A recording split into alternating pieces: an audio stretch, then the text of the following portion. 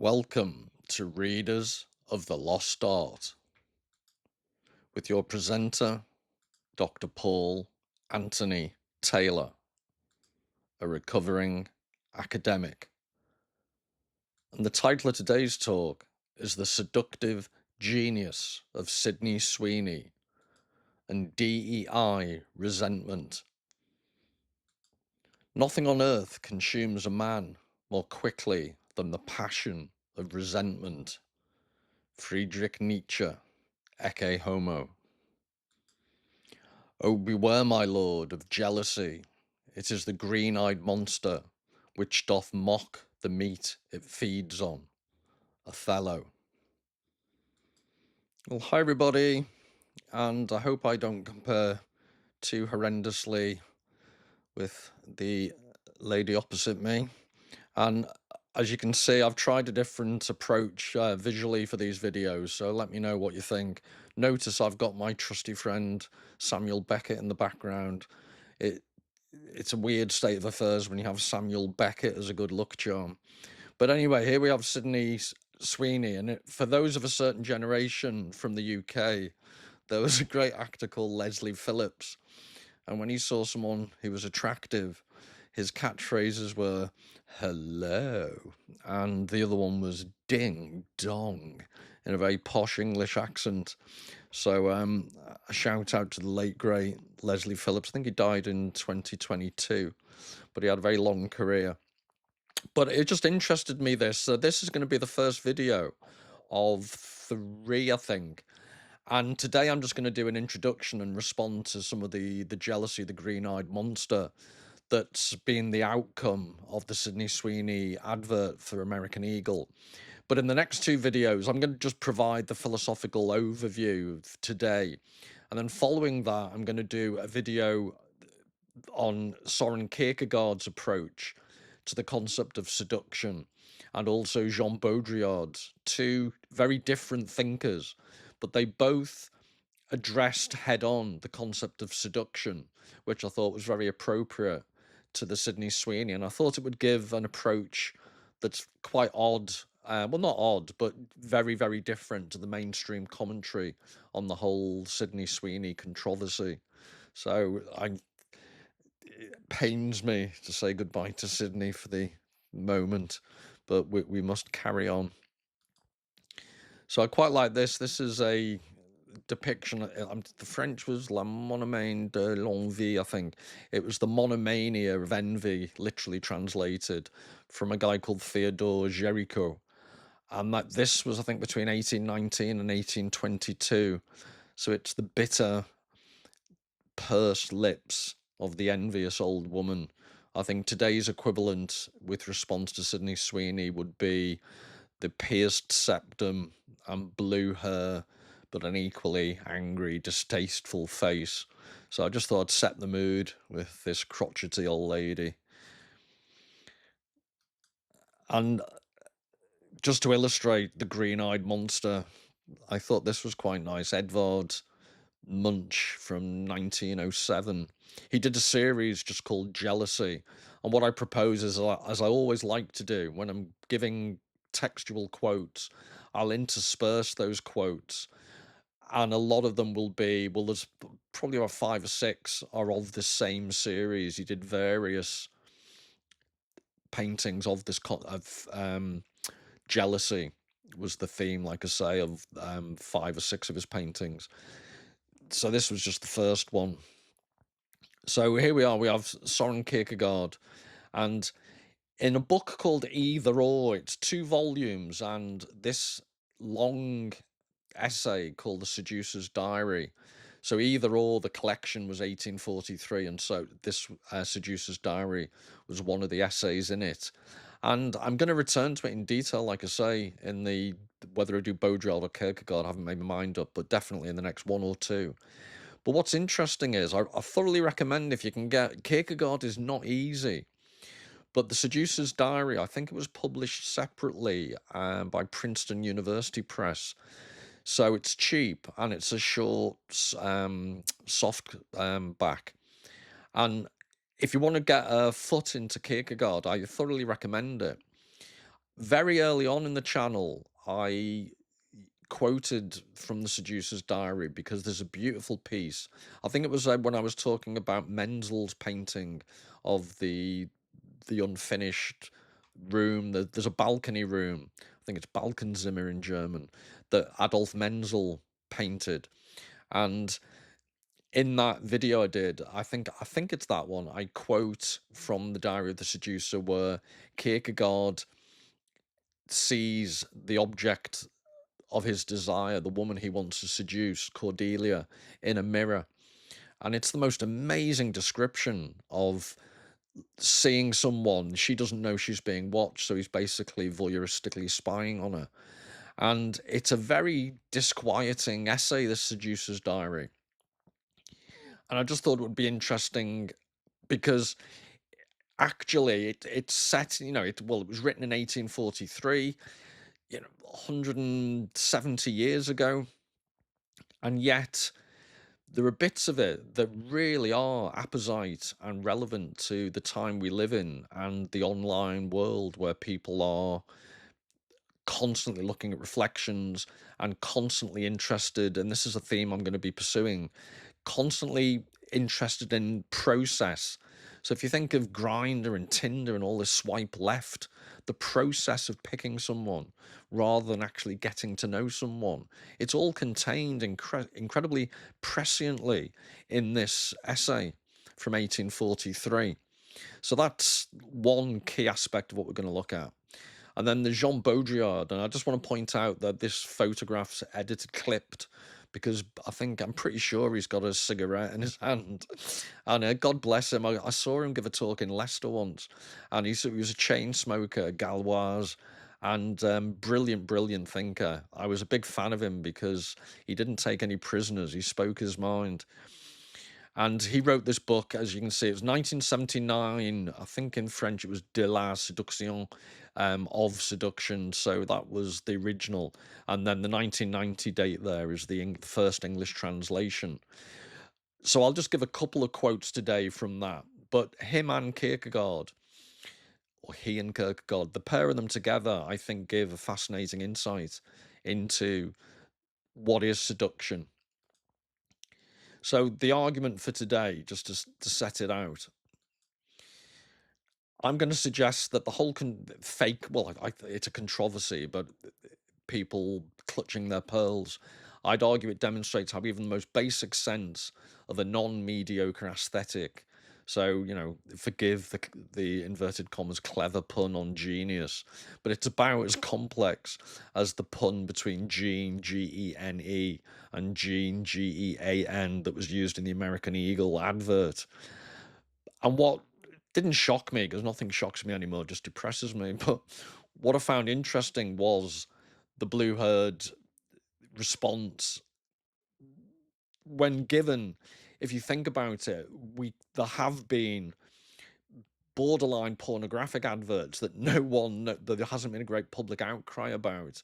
So in terms of just visually what you can see, it's very tame, but it's the language used and the fact she's a very attractive, blonde-haired, blue-eyed woman. And then this accusation that it's all about German ideology from the 1930s and 40s.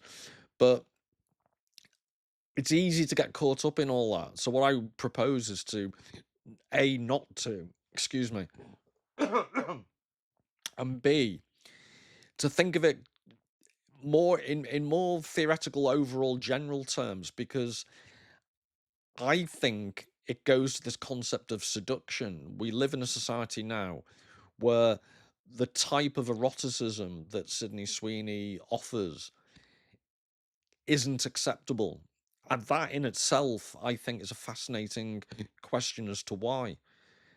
To repeat, given that much more extreme semi-pornographic images are tolerated, blasphemous images that, well, it's always Christianity, it seems, but Christianity can be mocked openly. But this seductive image has caused a bit of an outcry. And I do understand it but I think people would defend it by saying it was more about the language and the connotations that were used. But I actually think that's a cover for the underlying resentment that maybe even the DEI ideologists don't even recognize within themselves. I do think there's this groundswell of resentment that actually informed their response. But we'll see as we go along how convinced you are. So this issue about they're against mediocrity. Sorry, I'm suggesting the response has been the absolute epitome of mediocrity, mediocre thinking. And against that, I'm arguing that art has an innate tension between its form and concept. And it goes to the very root of what art gives us, what this channel's all about, that we don't get in everyday life, and particularly in online social media. And this tension, it's because art has concepts within it, has ideas it's trying to express, but they're always in this innate tension with the form by which they're expressed.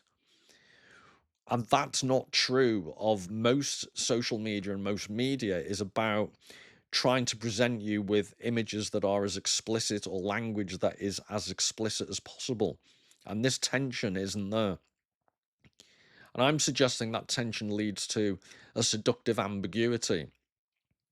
And a theme further down the road from all this, I just wanted to prefigure it, is this idea that in order to appreciate the seductive ambiguity, it requires individual contemplation.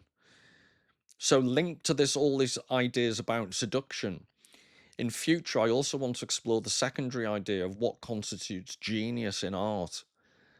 And what is it that is so seductive about art? And one of the arguments is it's the genius of certain artists who allow us to access something unique.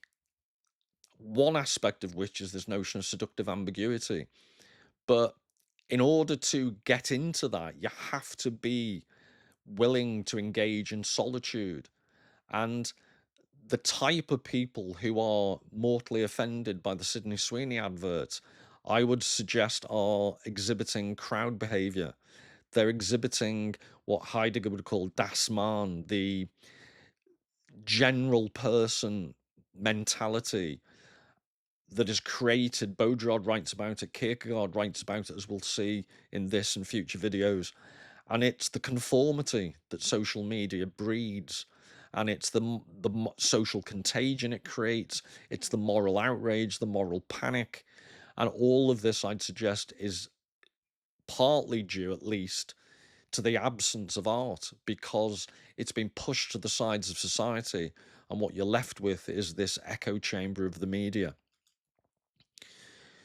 So I'm going to give you examples rather than just be all wordy as usual. This idea that the ambiguity, and I'm going to give you the specific example of a double bind. I've spoken about double binds with reference to the work of Gregory Bateson in previous videos.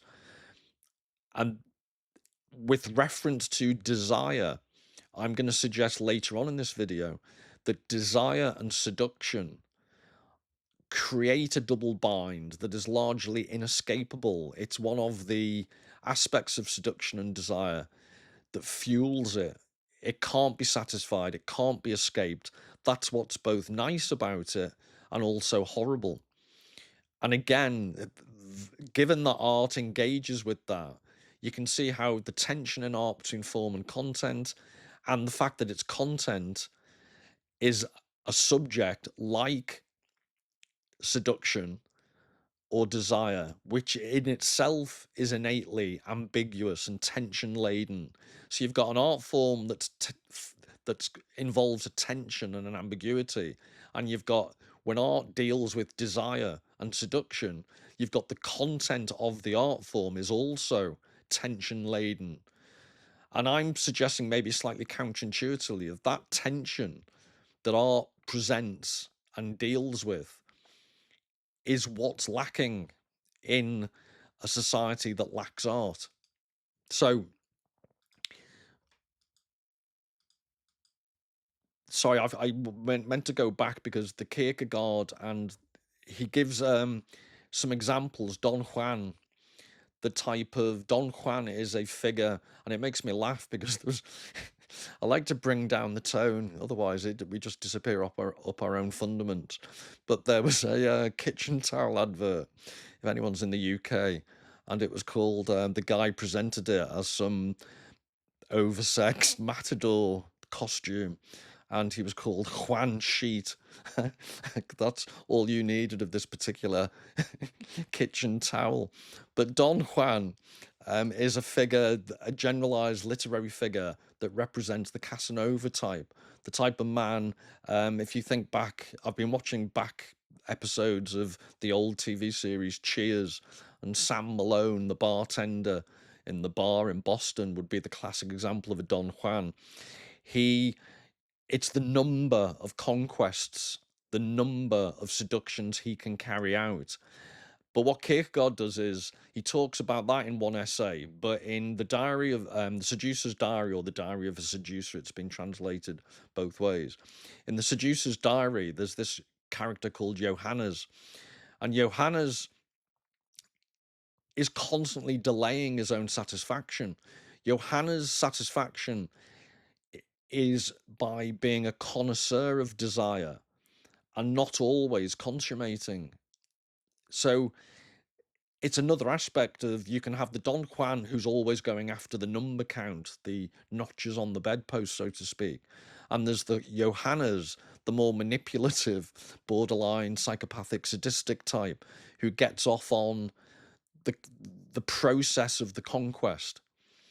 And I'll tie all this up at the very end with a quote from, I think it's sonnet 129 from Shakespeare, where he encapsulates the tension of desire brilliantly in a way that, again, I would argue that art does, where if you read a psychological definition of desire or the contradictions inherent in desire, you're not going to get it from the American Diagnostic and Statistical Manual.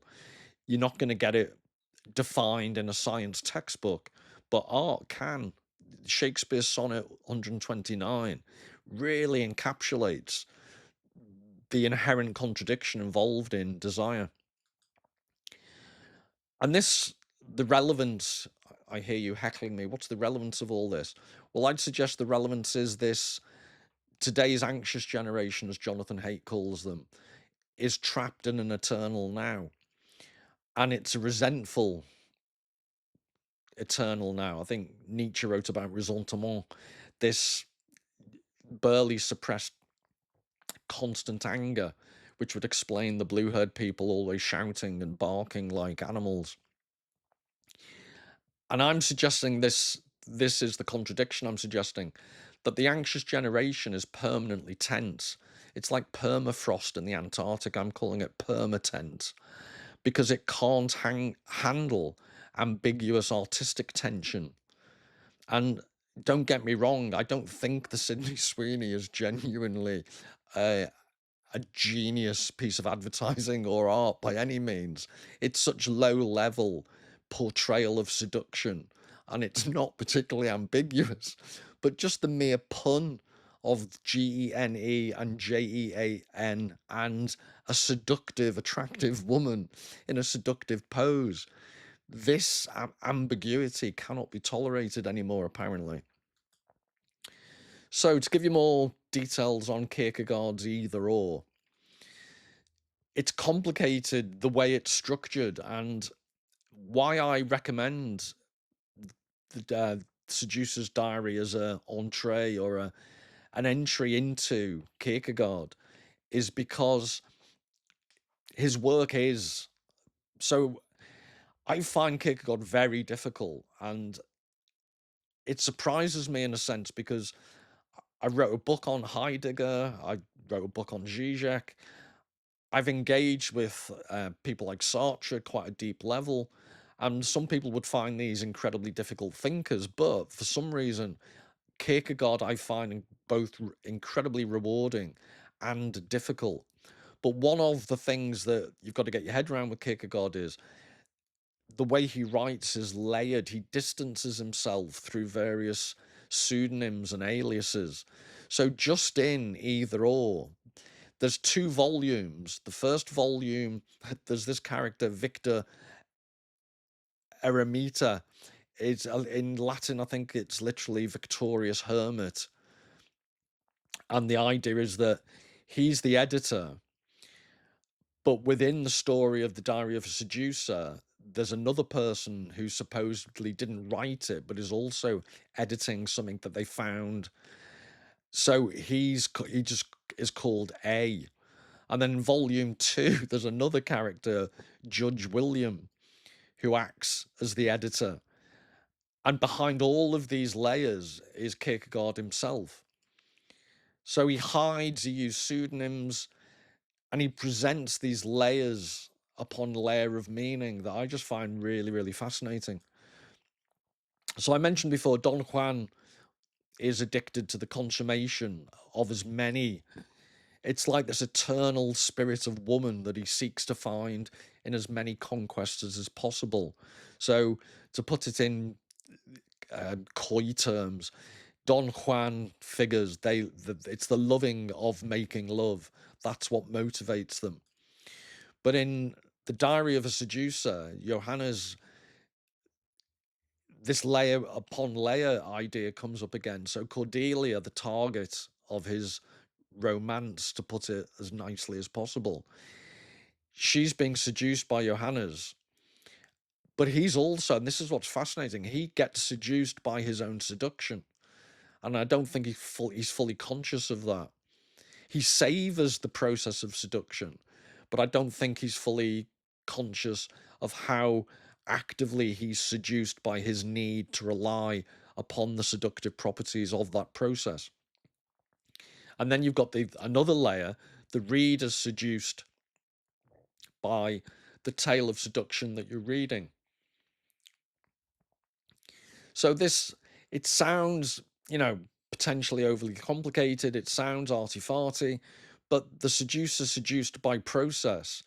If you think of modern times and Jonathan Haidt's characterization of the anxious generation, there's the OCD that you see in the obsessive nature of following the process. So I mentioned earlier, swipe left. So I don't know.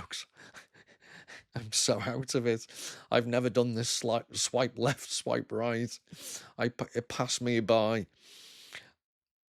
But this would be that there's an automated process almost. I don't think I'm exaggerating to say that the old-fashioned way of chatting to someone in a bar or a pub isn't really, de rigueur these days. But I think people get obsessed by, because it's so much easier to hook up with people, the act of hooking up. I know some people moan all the time about dating's horrific, etc., but there are some people, I think, who like the process, like the constant excitement, and then you move on to the next. But linked to that is the narcissism. So you have the desiring of your desire. You begin to enjoy the act of desiring more than the object. And also, I think this is mentioned in Phaedrus back in Plato's time, the idea that you can see how people see you in their eyes, literally and metaphorically. You get a sense of how people think of you. And because you're trying to impress the person you're trying to seduce, you tend to get the reflection back as a good one. And that can be addictive. And that's a narcissistic. So a narcissistic effect. So in terms of psychological health, this type of seduction for the sake of seduction it's based upon tendencies like OCD, like narcissism, that aren't very healthy at all. And my constant argument for art is art can't make you look in the mirror.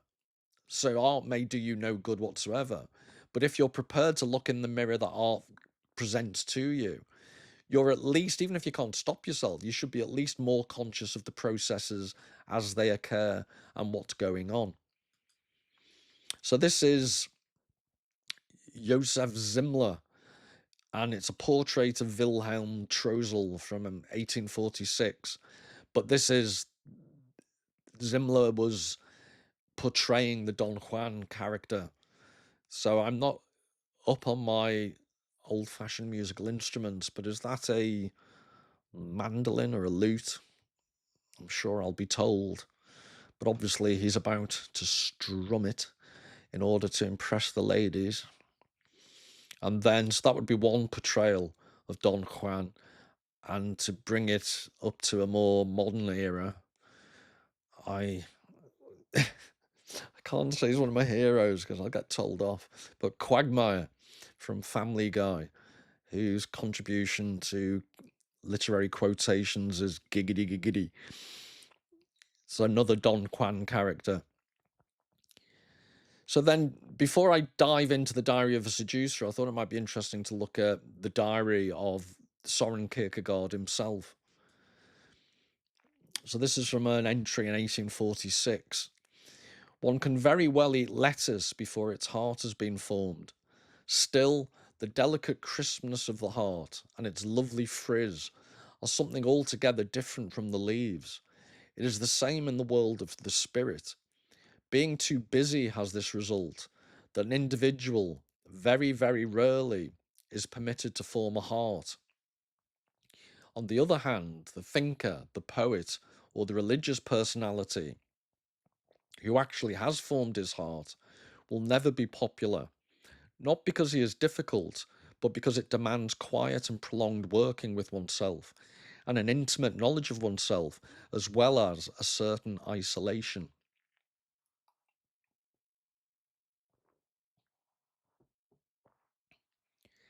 So this is a theme, like I say, I want to pursue with specific reference to Jeanius and future, but I do think it's relevant to this talk because it's what underlies, ultimately, I think, the resentment of those people who were desperate to criticise Sydney Sweeney. Because they're part of the crowd mentality, because of they're part of the doxing mentality, they're the opposite of what Kierkegaard is saying is necessary. The type of interior solitude, the isolation that the thinker, the poet, the religious personality, and I'm going to claim that all of these are attributes of art. And again, on a similar theme, this is 4 years later in his diary. Nobody wants to be the strenuous thing, an individual. It demands an effort. But everywhere, services are readily offered through the phony substitute, a few. Let us get together and be a gathering. Then we can probably manage. Therein lies mankind's deepest demoralization. So again, it's this crowd mentality that art is against.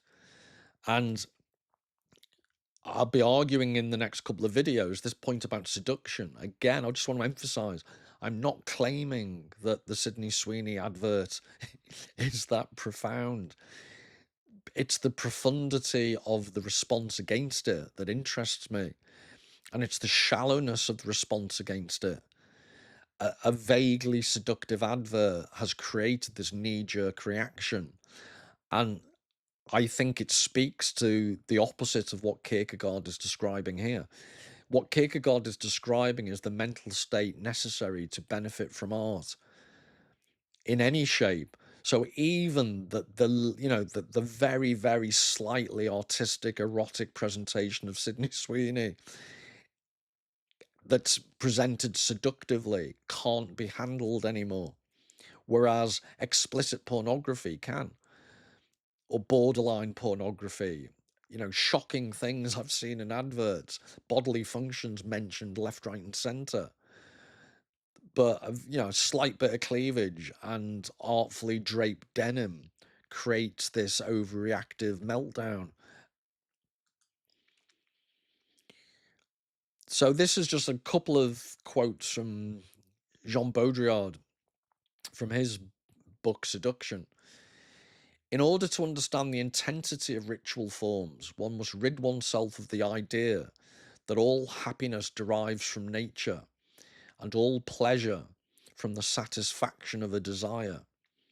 On the contrary, games, the sphere of play, reveal a passion for rules, a giddiness born of rules, and a force that comes from ceremony, and not desire. So this goes to, I keep threatening, and I will do it, I will do it. I'm going to talk about ritual in a much more concentrated form. But this idea that seduction for Baudrillard, in order to understand the intensity of ritual forms, one must rid oneself of the idea that all happiness derives from nature and all pleasure from the satisfaction of a desire. On the contrary, games, the sphere of play, reveal a passion for rules, a giddiness born of rules, and a force that comes from ceremony, not desire.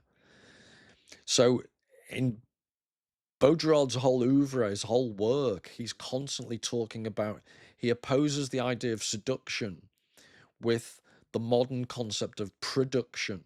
So he argues that in industrial society and nowadays in digital society, everything's about showing, everything's about producing as explicitly as possible.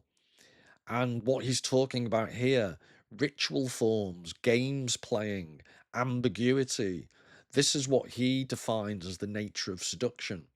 And that isn't as prevalent as it used to be.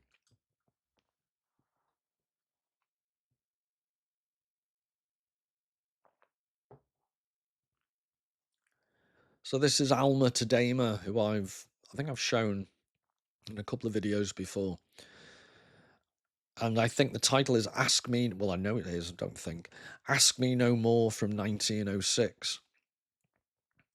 So this is a very coy, seductive attempt. And like I think I have said, it's not that I'm a massive fan and think that Tadema is a brilliant artist. But I did see one of his exhibitions in Liverpool, and it's the way, it just doesn't come across in a form like this, but the way he gets the marble to reflect light, it's truly, if you see an actual Alma Tadema painting, it is incredible. So yeah, you'll get a sense from this that, the whole painting is glistening, but his claim to fame was he was a great painter of marble, which is unusual, a claim to fame, but better than nothing. So another quote from Seduction. A fixed destiny weighs on seduction. For religion, seduction, a strategy of the devil, whether in the guise of witchcraft or love, it is always the seduction of evil or of the world. It is the very artifice of the world. Its malediction has been unchanged in ethics and philosophy, and today it's maintained in psychoanalysis and the liberation of desire. Given the present-day promotion of sex, evil, and perversion, along with the celebration of the oft-times programmatic resurrection of all that was once accursed, it might seem paradoxical that seduction has remained in the shadows and even returned thereto permanently. So I will go into this in more depth when I do a full video on Baudrillard's notion of seduction, but why I wanted to emphasize this at this point was just, it backs up what I was saying earlier about the one thing contemporary society seems to struggle with is dealing with seduction. So he's basically saying what I said earlier, given the present day promotion of sex, evil, and perversion. So we don't live in sanitized times. We live in quite graphic times. And yet the one thing that is slightly repressed still is the concept of seduction.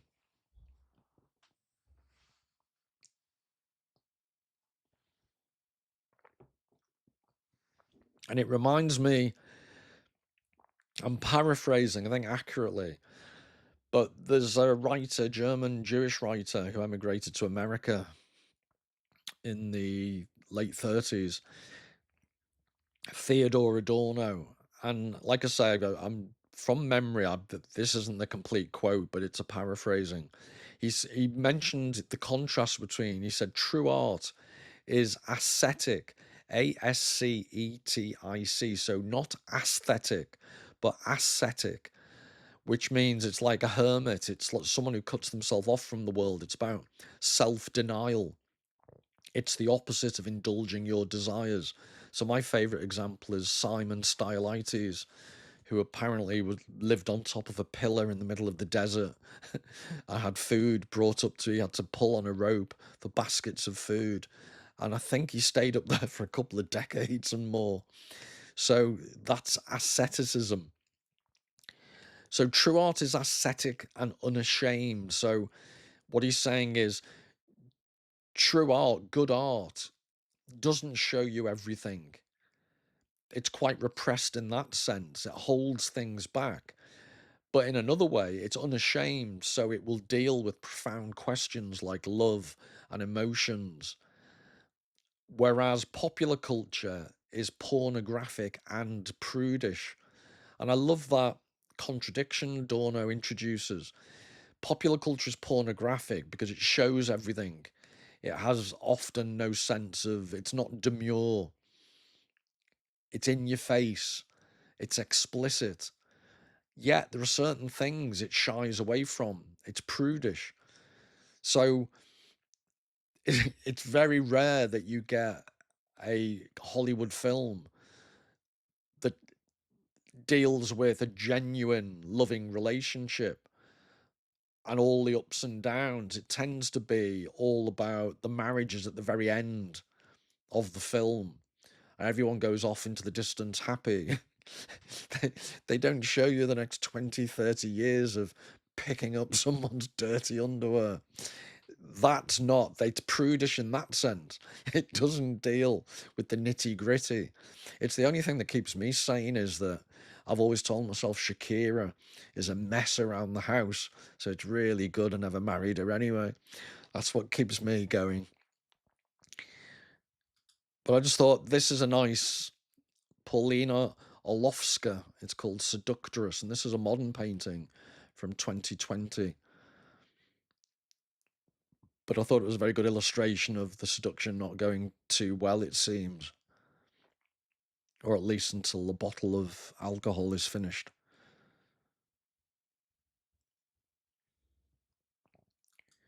But back to the seducer's diary. How beautiful it is to be in love. How interesting it is to know that one is in love.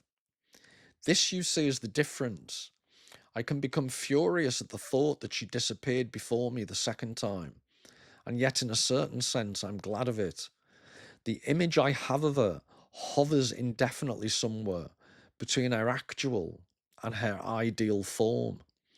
I now have this image before me, but precisely because either it is actuality or actuality is indeed the occasion, it has a singular magic. I feel no impatience, for she must live here in the city, and at this moment that is enough for me. This possibility is the condition for the proper appearance of her image. Everything will be enjoyed in slow drafts. This is a great example of how Johannes the seducer, I hope you can appreciate from this the way in which he dwells and savours the process of seduction. The image I have of her hovers indefinitely somewhere between her actual and her ideal form. I now have this image before me, so it's not the reality of Cordelia. It's the mental image that he's obsessing over. And he's not impatient to meet. He's toying with the idea that he has to hopefully bump into her again. So it's the anticipation that he's fostering. The possibility is the condition for the proper appearance of her image. Everything will be enjoyed in slow drafts. And I'm guessing you'd agree with me, that is the absolute antithesis of swipe left, swipe right on Tinder, Grindr, whatever these Mephistophelian outrages are. But this is still from the seducer's diary. Behind the world in which we live, far in the background, lies another world, and the two have about the same relation to each other, as do the stage proper, and the stage one sometimes sees behind it in the theatre. Through a hanging of fine gauze, one sees, as it were, a world of gauze, lighter, more ethereal, with a quality different from that of the actual world. Many people who appear physically in the actual world are not at home in it, but are at home in that other world. So this describes Johannes's state of mind, where in the previous quote you could see how he revels in these imaginative images that he creates of the women he wants to seduce. But at least in this, the whole account of his seduction is seeing Cordelia in reality and then having this process of seductive thoughts. Whereas what I'd ask you to think about is the way in which in the modern time of social media, the other world, far in the background lies another world. That's the world that's become increasingly dominant. And the distinction between the two is still available to Johannes. He chooses to prefer to live in the other world. But I don't think that active choice is as relevant today, because so many people find themselves in the other world without being able to dwell properly in the real world. A world of gauze, lighter, more ethereal, with a quality different from that of the actual world. And again, I'm just fascinated. This is the mid-1850s and how relevant it is to today. But a person's fading away in this manner, indeed, almost vanishing from actuality, can have its basis either in health or in sickness. The latter was the case with this man, whom I had once known without knowing him. He did not belong to the world of actuality, and yet he had very much to do with it. So this is Victor Emeritus, the victorious hermit. This is him writing about Johannes.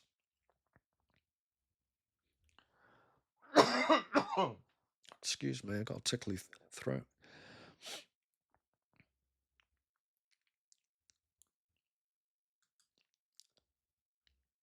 So I've noticed I'm switching around between the seducer's diary and the diary of a seducer. But another quote: I coddle this love as I never did my first. The opportunity falls to one's lot rarely enough. Therefore, the point is truly to utilize it if it does come along, for it is dismaying that it is no art to seduce a girl, but it is a stroke of good fortune to find one who is worth seducing. Love is full of mysteries, and this falling in love is also a mystery, even though a minor one. Most people rush ahead, become engaged, or do other stupid things, and in a turn of the hand, everything is over, and they know neither what they have won nor what they have lost. 2 times she has appeared before me and has disappeared. That means she will appear more often. When Joseph had interpreted Pharaoh's dream, he added, but the fact that you dream twice means that it will be fulfilled soon. So again, this is Johannes dwelling on non-consummation, enjoying, savouring.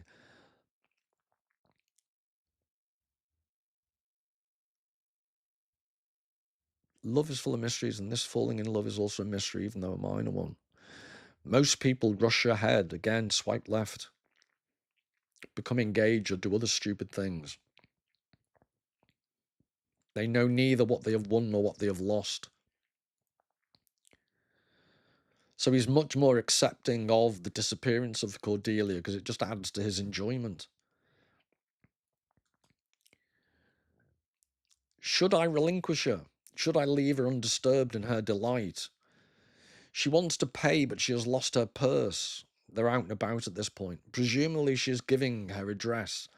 I do not wish to hear it. I do not wish to deprive myself of the surprise. So he doesn't even want to address. I certainly shall meet her again sometime. I certainly shall recognise her, and she may recognise me.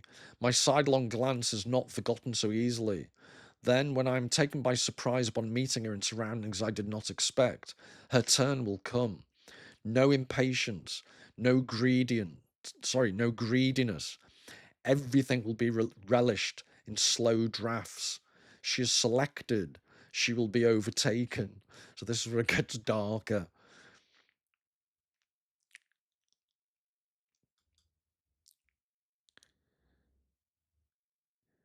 If at first a girl does not make such a deep impression on a person that she awakens the ideal, then ordinarily the actuality is not especially desirable. But if she does, then no matter how experienced a person is, he usually is rather overwhelmed. I always advise the person who is not sure of his hand, his eye, and his victory to venture the attack in this first state, in which, precisely because he is overwhelmed, he has supernatural powers for being overwhelmed, is a curious mixture of sympathy and egotism. He will, however, miss out on an enjoyment, for he does not enjoy the situation, since he himself is wrapped up in it, hidden in it. So I think I got the emphasis wrong then. So he has supernatural powers, for being overwhelmed is a curious mixture of sympathy and egotism. But this idea of he will, however, miss out on an enjoyment, for he does not enjoy the situation since he himself is wrapped up in it. This is a theme that comes up in Baudrillard. So this is Kierkegaard, but he's talking about the distance necessary, in some sense, to enjoy, to savour, to reflect upon desire. Whereas if you're in the middle of it, you're wrapped up in it, you're hidden in it. Which is the more beautiful is difficult to decide. Which is the more interesting is easy. It is, however, always best to come as close as possible to the line. This is the real enjoyment, and what others enjoy I do not know for sure. Mere possession is very little, and the means such lovers use are usually paltry enough. They do not even reject money, power, alien influence, sleeping potions, etc. But what pleasure is there in love if absolute abandon is not intrinsic to it? That is, from the one side. But ordinarily, that takes spirit, and such lovers generally do not have that. So, just to focus on this. But what pleasure is there in love if absolute abandon is not intrinsic to it? From the one side.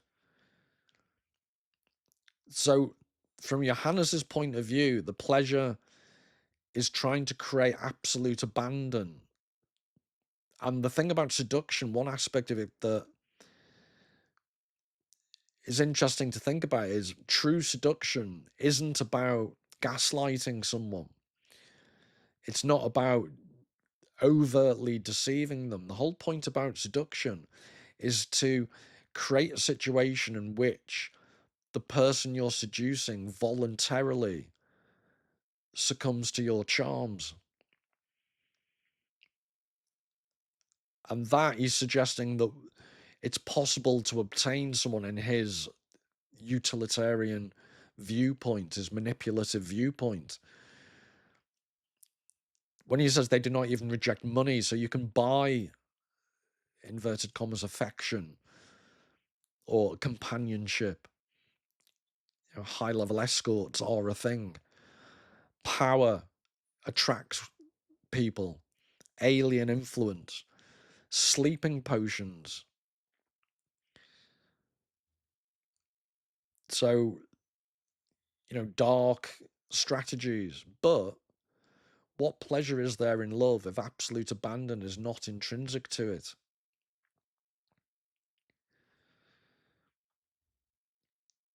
So just to break up the text,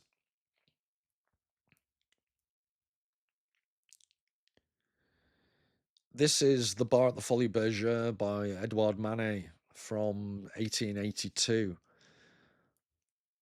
And I did a very early video on this, but I intend to return to it. But it shows just a certain, so 1882, it's only 3 decades after Kierkegaard was writing The Diary of a Seducer. And it's a fascinating painting because it's the reflection doesn't work in a pure reflective sense. So Manet wasn't an idiot, but you couldn't. The implication is the man in the mirror that we can see with the top hat is the man looking at this woman behind the bar. But what's Manet's a genius about? There's so much to say about this that I haven't got time. Because at that time in Paris, visuality, going out in public, electric lights were being, as you can see in this painting, electric lights had not long been on the scene. And if you look in the bottom corner, the red triangle is Bass beer, which I believe was the first trademark, the first trademarked image.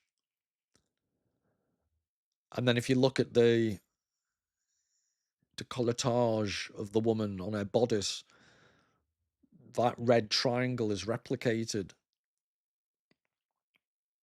So one message is, and not all, but prostitution was common amongst women serving drinks like this in Paris at that time because there was a massive influx from the countryside. Money was scarce. So you don't know what's happening for sure, but there's the implication for definite. And this is about the ambiguity, the tension of the art. But just one thing, I won't go another time, give this painting justice. But just one thing to whet your appetite. If you look at the reflection of the back of the woman, there's a missing earring. And her figure looks different to the woman in front of us.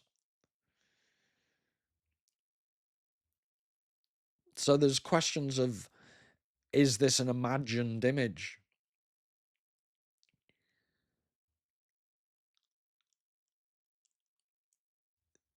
Is this the mind's eye? A bit like Johanna's. Is it from the woman's point of view? Is that reflection in the mirror her thinking of the man she'd like to meet? Or is the main figure, the man in the top hat's imagination that's made the barmaid more glamorous than she actually is? But just to back up this notion of the ambiguity of desire, at the very last entry of the seducer's diary. So in this painting, there's just this ambiguous play of, the chase, or is this an opportunity for seduction or isn't it? But this is the last entry of the seducer's diary. Why cannot such a night last longer? But now it is finished, and I never want to see her again. When a girl has given away everything, she is weak. She has lost everything. Now all resistance is impossible, and to love is beautiful only as long as resistance is present. As soon as it ceases, to love is weakness and habit. So after this long, convoluted, 150 odd pages of Johannes dwelling in his own mind about the whole process, when he actually consummates with Cordelia, that's it. There is no return. He has to move on because the magic has gone.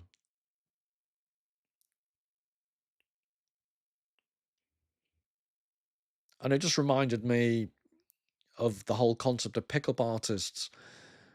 the way in which there's an inbuilt irony that the more successful they are, they're heading towards this level of dissatisfaction because it just becomes a weak, addictive habit.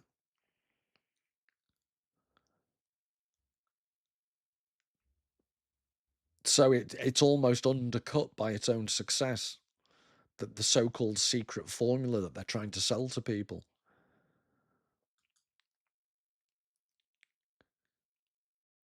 I just thought this is another Alma Tadema. It's called An Eloquent Silence from 1890. And I didn't know. I just thought this was, again, it's ambiguous, but it struck me as a potential illustration of the previous quote. So they're reduced to silence and the occasional comment like, "So what's for dinner?"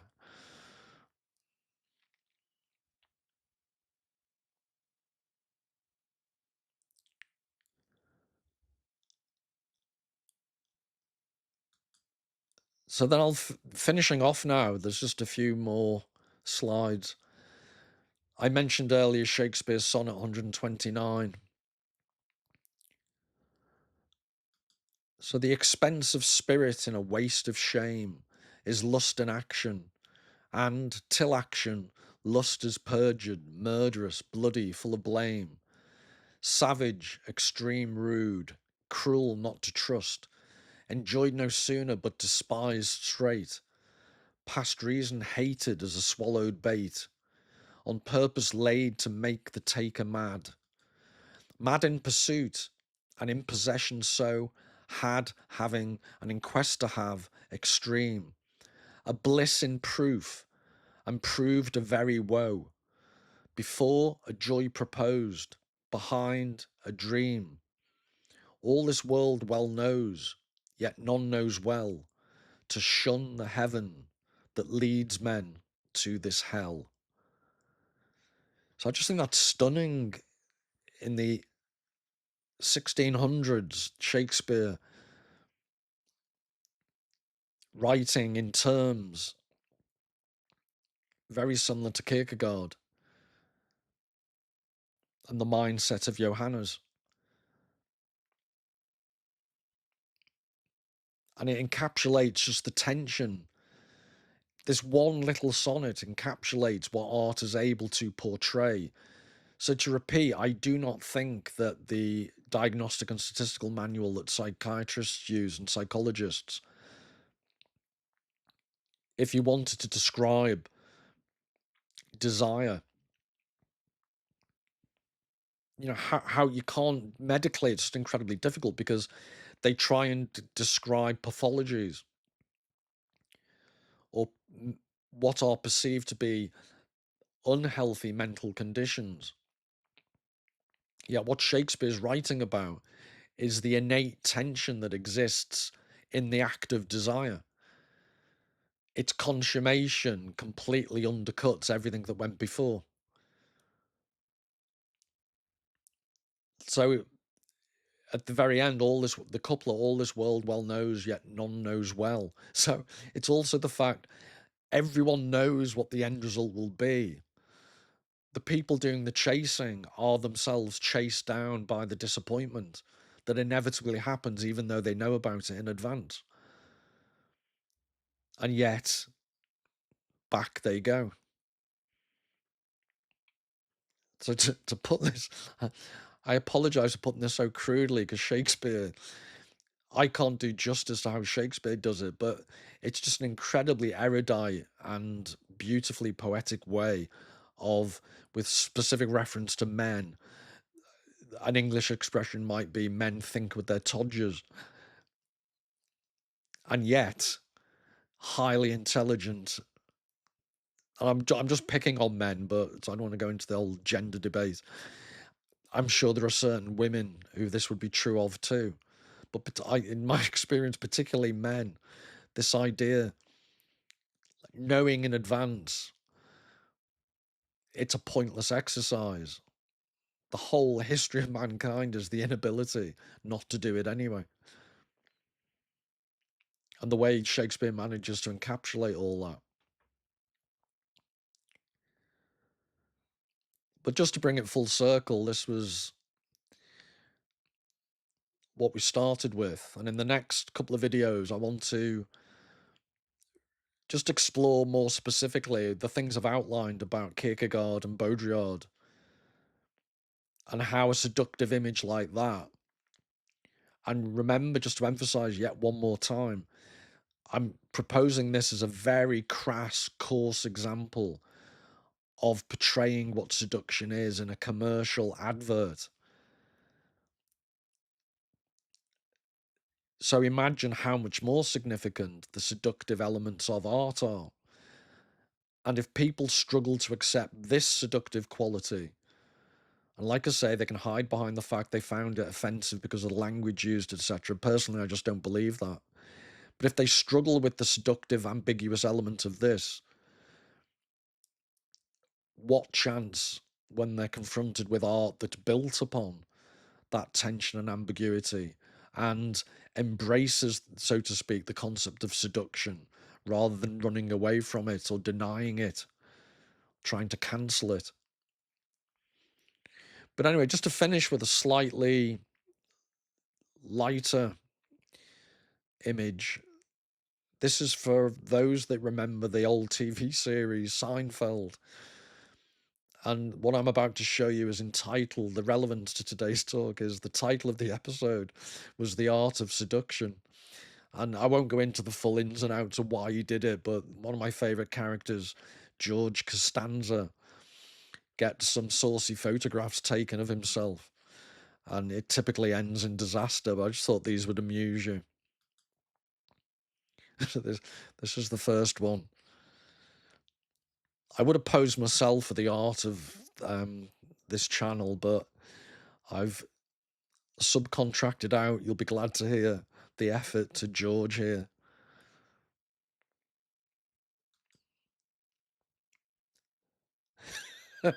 Sorry, this is unfortunately just my level of humour. So I hope you've enjoyed that. I will leave you with one very last image. Till the next time, all the very best.